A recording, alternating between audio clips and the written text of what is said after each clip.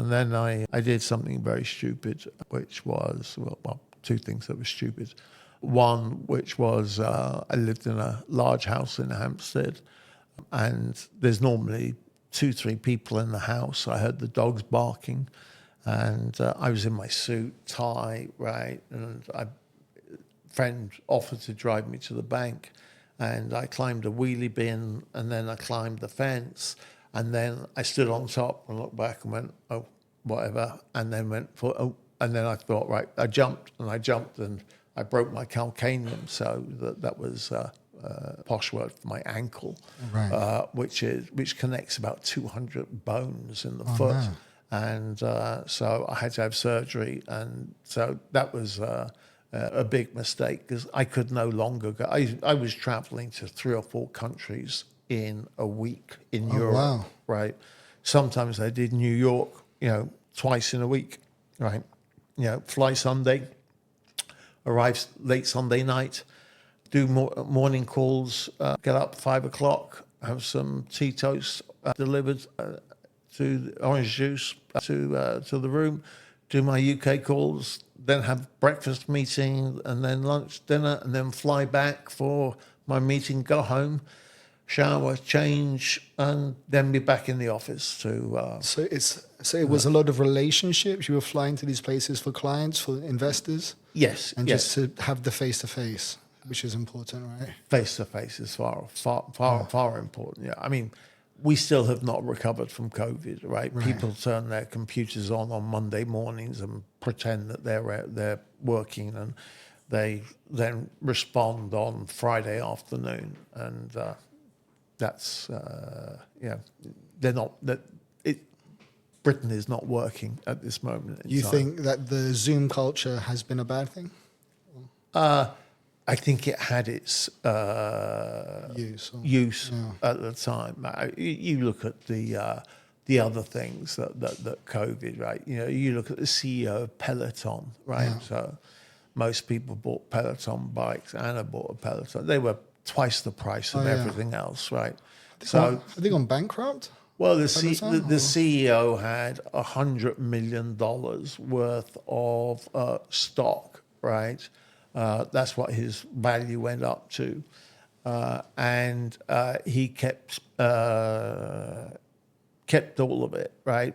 And then, when people were going back to work and that you had to pay a subscription to participate with other people, the company, his shares were worth about $5 million, and he had margin loans in houses, etc. So he filed for Chapter 11. I don't know the end result. Sure. Yeah, no, I remember my sister got a Peloton and then ended up giving it back as well. So obviously it was a little craze. They liked the idea, the concept, and then eventually, I guess, got bored of it because at the end of the day, it was just an exercise bike, right? Yeah. With some programs attached to it. Yeah. Cool. So now, so you left Goldman after your accident.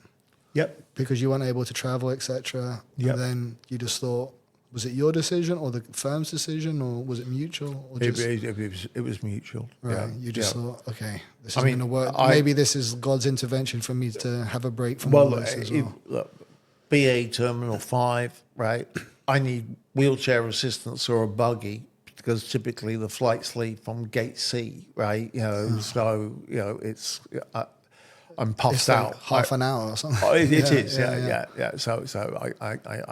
I couldn't do that. So it was. So you couldn't perform your function of your job, which was this networking, going around and absolutely. Yeah. But I still speak to clients and keep in touch with the serious clients, and I said at my father's 80th birthday we had a big function for him where people came in.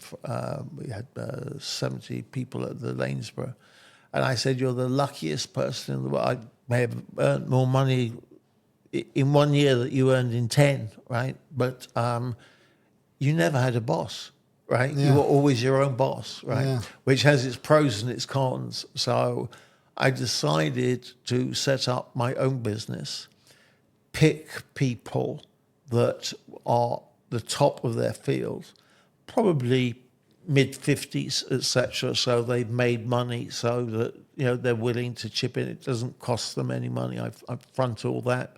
I give the shares away, a certain amount of shares. I keep 51% of the voting rights.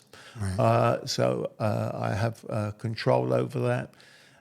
We have change of control so that we've now got distribution in South Africa, in UK, up north, Switzerland, Portugal, and looking at how China's very difficult, but we're looking at that, and Korea. Yeah. And that idea is under your company, Mayfair Capital, right? Yeah, Mayfair right. Capital. So that's Mayfair Capital, and the idea is to kind of replicate what you were doing at Goldman. That's correct. Right. That's correct.